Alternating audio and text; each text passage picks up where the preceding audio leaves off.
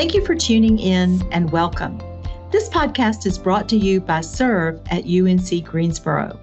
We have over 3 decades of experience providing high-quality research, evaluation, and customized support that drives positive educational outcomes for all learners. Permeating everything we do is our commitment to engaging collaboratively with our clients to do high-quality, important, and useful work. I'm Judy Rosabi, a communications specialist for SERVE, and I will be your host today. This will be the 3rd episode in a multi-episode series on early learning. I'm here with Carla Garrett, Early Childhood Specialist for the Region 6 Comprehensive Center, Dr. Sharon Ritchie, former Director of First School at the Frank Porter Graham Child Development Institute at UNC, and Dr. Eva Phillips, an early learning consultant who is known for her expertise in early childhood development, curriculum, and instruction. We will continue the discussion from Early Learning Conversations, Episode 1, as we lead off with Dr. Eva Phillips sharing the planning process for the Early Childhood Research Team. When we had completed the white paper, then our planning shifted to what are we going to do with it?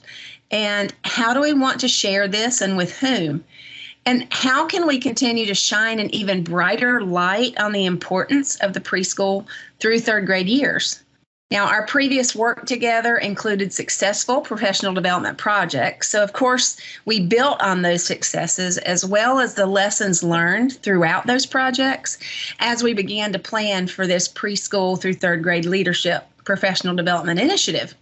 And as Carla has said, leadership at the RC6 was very much in favor of us developing and implementing a professional development model that would support educators and community members throughout our state. We used the white paper as the basis for the content of this 10-month institute, including both monthly virtual sessions as well as 2 to 3 in-person days together, which were held in the middle of our state. Along with additional homework experiences such as readings and trying out new strategies within their own settings, participants could earn up to 100 contact hours to use for continuing education credits upon completion. Of course, in our previous projects, we had always put a focus on the importance of building relationships. Yet in some of those past projects, we had not spent as much time intentionally developing ongoing cohorts of participants. We realized how important this piece of the big picture was to the success and the sustainability of any initiatives that may evolve from the work. Therefore, we designed this institute using a cohort model. It was really the best way for us to help participants to keep this work at the forefront of their thinking and for them to contribute to and benefit from the relationships they were building across and within their community efforts. Something else we were cognizant of is that much of the work related to alignment and continuity in preschool through 3rd grade programs has been centered around the policies that govern this continuum, and responding to and advocating for changes in policies that in many ways hinder the alignment between and among the early care and education system and the early elementary system. Leaders across the nation have for years been wrestling with how to shift policy more toward using the research on child growth and development that Sharon talked about to improve the school experiences of all young children, especially when planning, choosing, implementing curriculum, instruction, and assessment strategies. For our institute, we certainly consider the existing policies and how they impact those years, but in addition, we focus on practice. What can educators and community members actually do that will help shift the practices found in our early learning environments? And how can we respond to those policies in effective ways? The content of the Institute is guided by the white paper. We focus on a variety of topics, all of those that Sharon mentioned earlier, and we work really hard to integrate the topics in relevant ways. Because we know how important it is, we provide and model effective instructional practices for adult learners that they can then transfer to the young children with whom they work. And I guess the last piece of the Institute model that I want to share is that, as we've mentioned several times, and will continue to do so, we spend a lot of time building and strengthening relationships. We provide a variety of opportunities for participants to get to know each other, and at the same time, we are working hard to build the human capacity of individual participants. And we also put much emphasis on peer relationships as well as our mentoring relationships with our folks. One of our essential strategies is the development of communities of practice over the long term. And we have continued to build up the notion of community of practice over time and have watched these groups grow and change in so many amazing ways over these past 3 years. During our times together, participants have dedicated times to talk with each other about what is working in their communities, as well as what areas need improvement. And then these groups work together both in person and virtually to develop action plans. Carla, can you talk about how the cohorts and the communities of practice have evolved over time, and also share a little bit of how action plans are developed and supported? I can do that, Eva. So we just completed our third cohort of participants, and we're looking forward to starting cohort number 4 in August. The way our cohort model works has evolved over time. We decided to focus on the community of practice model for a couple of reasons. 1, they are responsive to individual needs and perspectives. And 2, they provide connections that are applicable and useful to all roles. The Distinguished Leadership Institute is focused on building a community of practitioners to improve experiences for preschool to third grade children and all those supporting their education and development. All those for us so far includes representation from LEAs, SEAs, state agencies, Head Start, Smart Start, private childcare, and more to come. We encourage communities of practice to scale up over time as they think about adding new members, and we encourage them to be intentional to ensure diverse roles are present, spanning the preschool to grade 3 continuum. We ask questions like, who's at the table and who's missing? Is there representation from preschool as well as the early grades? Are principals, district level staff, teachers, as well as community members included?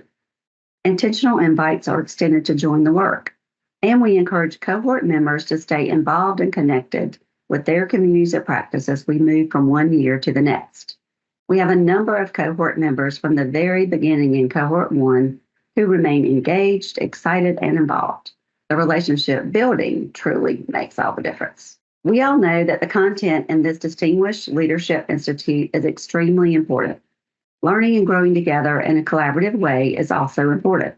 And there's a next step, a really important next step. What do we do with all this information, with this new knowledge, and why does it matter? One of our favorite components of the Institute is the requirement to develop an action plan. We feel like a unique part of this work as we are learning and growing together is the opportunity to reflect and think about next steps. How will we take next steps to make changes impacting and supporting the preschool to third grade continuum?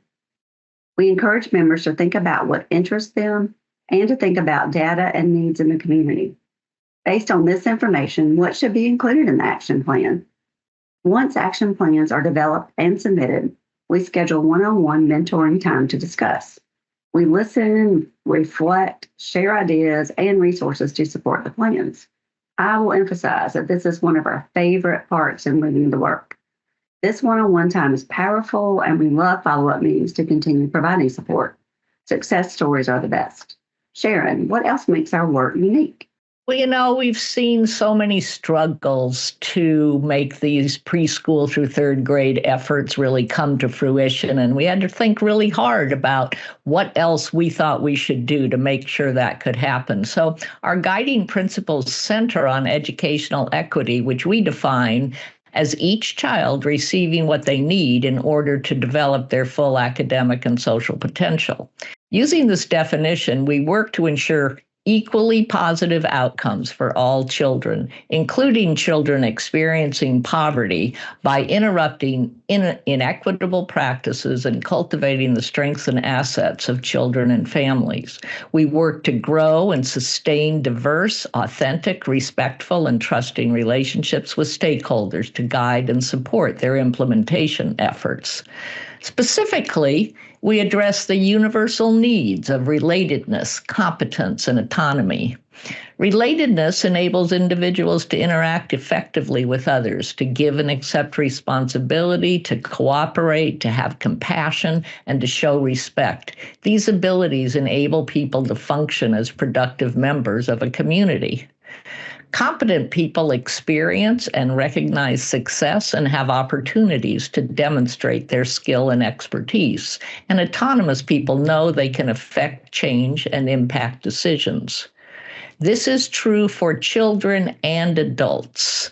And we think of it throughout our work as a parallel process in which children and adults at all levels can thrive in an environment where individual needs can only be met if the needs of all are also met. This necessitates environments that are culturally responsive and support growth for adults and children alike, where people feel safe and valued, competence and autonomy developed through relationships based on genuine trust and respect, and excellence is believed possible for each individual and supported to become a reality. Central to parallel process is a mindset of continuous improvement and a use of collaborative inquiry. Both children and adults who operate with a mindset of continuous improvement can identify success and know that it happens due to their hard work. The overall goal of using collaborative inquiry is to increase curiosity, acknowledge competence, and promote openness and a willingness to share. Sharon, our project is unique for sure. We certainly hit the reset button as we decided to focus on practices that work in education. The outcomes we are seeing for this project are highlighting success. These outcomes are found within the communities of practice, the boots on the ground work where groups of people have come together to make change, and we are seeing some of those changes come to fruition. Here are some examples. Preschool to kindergarten community transition planning, where collaboration includes LEAs, Head Start, private childcare, families, and other early learning partners. And some of these communities have worked together to identify funds to support early childhood. Next, the addition of home visits in kindergarten and professional development provided for principals focused on brain research, play, and best practices. As we know, many principals don't have a background in early childhood. And a couple more examples like knowledge to change the practice of suspending kindergarten-age students and alignment specifically around professional development and support for teachers on brain development and play in kindergarten extending into first grade that have had members present from cohort 1 to the current time.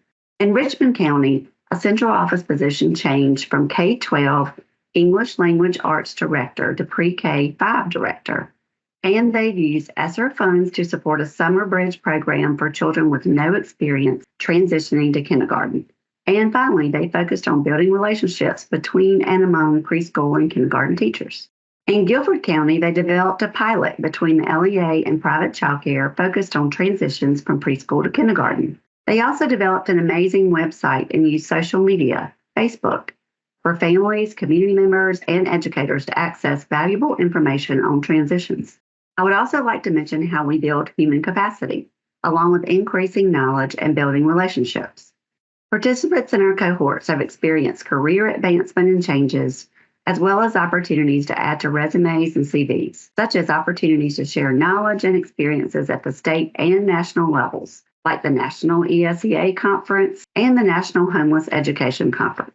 Of course, along with success stories, we've had challenges as well. A few examples include striking the balance between what we know about how young children learn and grow versus those local, state, and federal mandates. For example, how do you incorporate time for play when you have a required 90-minute literacy block? In addition, we are all too familiar with principals and other leaders with little or no early childhood education or experience. And of course, there's time and funding. Although we have a fabulous resource to help educators think about funding for early childhood, which we will mention in a few moments. So as you've heard, we've experienced challenges. However, what we know is there is a statewide and a national interest in and demand for long-term professional development that involves local communities of practice of early learning leaders, diverse in ethnicity, backgrounds, and roles, focused on promoting and strengthening the preschool to third grade continuum. We are here to meet that interest and that demand. In fact, this project has been scaling up over the years, and the impact of the work is growing, as you've heard. And that's true across our state, all the way from the mountains in Asheville to the shores in Kitty Hawk. As far as the future is concerned, we are preparing for Cohort 4 now. We've had a couple of information sessions, and we'll congratulate our new official Cohort 4 members soon. We currently have close to 50 early learning leaders who have shown interest in joining us. I'll add that we're hopeful to expand this work into other states. So to recap, the information we've shared today about the RC6 Early Childhood Project is focused on the preschool to third grade Distinguished Leadership Institute, which is focused on ensuring equitable access to high-quality early learning environments for all children. Educators at all levels need to have a solid understanding of 1, child development from ages 3 to 8, 2, the content of the curriculum in all developmental areas, and 3, the process of learning. This understanding translates into an integrated approach to instruction and classroom practice. Many conventional dichotomies, such as play versus academic rigor, teacher-led instruction versus learner-driven exploration, inferential learning versus direct instruction, breadth versus depth, and a focus on head, intellectual concepts and skills versus heart, social emotional development and engagement of passion need to become synergies rather than choices or compromises. Now, we would each like to add final thoughts to consider. Sharon, start us off. As you have heard, we have many ideas that guide our work. One in particular is the recognition that less is more. We have too often seen people overwhelmed by the enormity of the task of full preschool to third grade implementation, and when trying to do too much usually results in surface responses, too often giving up. We specifically support our teams to choose doable goals and to do them well. It is after success has been met in one area that we can then help them make efforts to enhance that effort or expand their scope. We surely advise you to do the same. How about you, Eva? Well, what I really value in this work are the relationships we've built and are continuing to build over time. We say it often, so I'll say it again by paraphrasing a well-respected pediatrician and director of the Center on the Developing Child at Harvard, Jack Shonkoff, who says that without supportive relationships, there is no development, that young children experience their world as an environment of relationships, and these relationships affect all aspects of their development. Nurturing and stable relationships with caring adults are essential to healthy human development. And all of this is true for adults as well. Of course, working with you two amazing folks, Carla and Sharon, is one of the highlights of this work for me. Each of us brings different strengths to this team, and I believe that is one of the reasons we've been so successful. We continuously learn from each other, and yes, we have fun together as well. We also work hard to provide opportunities for fun for our participants too. This is important work, and without these strong relationships, change just won't happen. Carla, wrap things up for us. I could not agree more with Sharon and with Eva. Big things have small beginnings, and as you've heard throughout the podcast, relationships are key. I am going to end with the why we do this work. The children who would benefit the most from high-quality early learning experiences are those least likely to get it. Young children, particularly those who are overburdened and under-resourced, need to have environments where they are engaged in meaningful learning experiences. In addition to what we've discussed today, what do we need to consider? Equity begins with resources. All children deserve experiences that meet the full range of their developmental needs. We must use multiple funding sources to work towards a goal of ensuring equitable access to these high-quality early learning environments. Where can you learn more about those resources? Take a look at our RC6 white paper, Capturing the Opportunity, How ESSA Can Elevate Our Youngest Learners, and tune in to our next Early Childhood podcast. Thank you, Carla, Sharon, and Eva, for sharing your insights with us. We hope our listeners have enjoyed this conversation, which resulted in 2 amazing podcasts filled with valuable information on this important topic. For more information on our distinguished guests in early childhood, visit the podcast show notes page at www.serve.org/podcast-central. In our next episode in this series, we will feature a conversation with Carla and her colleague, Danielle Ewan. We will hear more about the research being done in the preschool to 3rd grade education arena. Danielle is a policy and strategy consultant with 6th Street Associates, serving clients including philanthropic organizations, state and national advocacy organizations, and policy and research groups. All podcasts are archived and can be found on SERV's website at www.serve.org. Stay tuned for more information. From all of us at SERV to all of you, thank you for spending this time with us.